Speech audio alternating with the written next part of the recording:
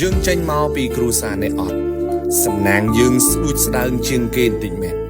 តែបើមានឱកាសធ្វើការសុំធ្វើការឲ្យអស់ពីចិត្តទី1កុំបោះចោលការខំប្រឹងយើងកើតមកចំគ្រួសារនេះអត់មែនសំណាងយើងមានអត់ច្រើនទេហើយបើសិនជាយើងអត់ខំប្រឹងទៀតអានឹងគឺជាសួយធំមែនតើនៅក្នុងជីវិតរបស់យើងចេញពីគ្រួសារនេះតែកុំបោះចោលការខំប្រឹងរបស់យើងឲ្យសោះគ្រូខ្ញុំក៏ផ្ដាំថាភ្លៀងនៅលើដំបូលផ្ទះអ្នកមានភ្លៀងនោះក៏ធ្លាក់លើដំបូលផ្ទះយើងដែរដំបូលគេធំទឹកផ្ទះគេបបោគេមិនត្រង់ក៏បានដែរប៉ុន្តែដំបូលផ្ទះយើងតូចបើសិនជាយើងខ្នះខ្នែងជាងគេបន្តិចយើងអាចសល់ទឹកខ្លះសម្រាប់ប្រើដែរយើងចេញពីតកូលអ្នកខ្សត់សំណាងយើងគឺស្ដួចស្ដើងជាងគេទៅហើយឱកាសយើងក៏តិចតួចជាងគេដែរប៉ុន្តែបើយើងផ្ដេកផ្ដួលមិនចាប់យកឱកាសតូចទាំងអស់នឹងយើងអត់ខ្វល់ជាមួយវាទៀតអានឹងសំណាងយើងនឹងវារត់តខើយទៅទៀតឬក៏លែងមានក៏ថាបាន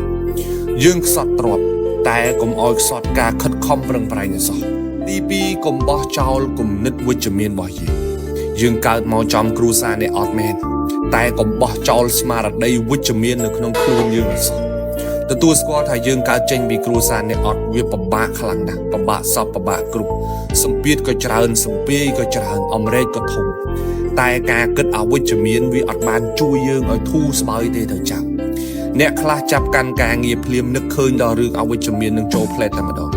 ក្រគេមើងងាយក្រគេរើសអើងក្រគេអត់រាប់អានក្រគេប្រមាថអីចឹងទៅមានឱកាសធ្វើការឲ្យខិតខំប្រឹងប្រែងលើការងាររបស់យើងសិនកុំទាន់គិតលើរឿងទាំងអស់ហ្នឹងពេលខ្លះយើងធ្វើបានល្អពេលខ្លះយើងអាចធ្វើបាន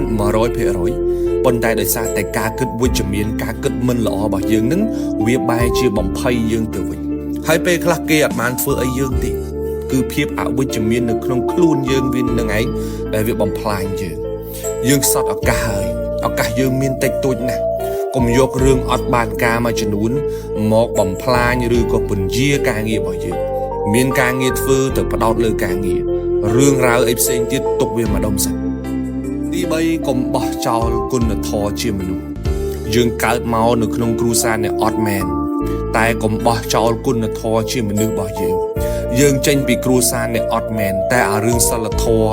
រឿងគុណធម៌ជាមនុស្សនេះកុំឲ្យចាញ់គេធ្វើគុណជាមួយយើងត្រូវដឹងគុណគេត្រូវតបគុណគេវិញចេះសាទរមួយគេចេះអបអរគេកុំឲ្យគេដៀលចរិតថាយើងខ្សត់ហើយខ្សត់ទាំងសិលធម៌មួយនៅទៀតទទួលស្គាល់ថាគ្រួសារយើងជាអ្នកខ្សត់តែមិនមែនមានន័យថាយើងគ្មានឱកាសសុទ្ធសាធនោះទេខំរៀនខំរកខំដាក់ខ្លួនខំរាប់អានស្វះស្វែងខំប្រឹងធ្វើម៉េចឲ្យខ្លួនឯងទៅមុខទោះឱកាសយើងមានតិចជាងគេក៏ដោយក៏យើងមិនបដ ாய் ខ្លួនឲ្យផ្ដេកផ្ដួលទៅតាមប្រេងវាសនាដែរ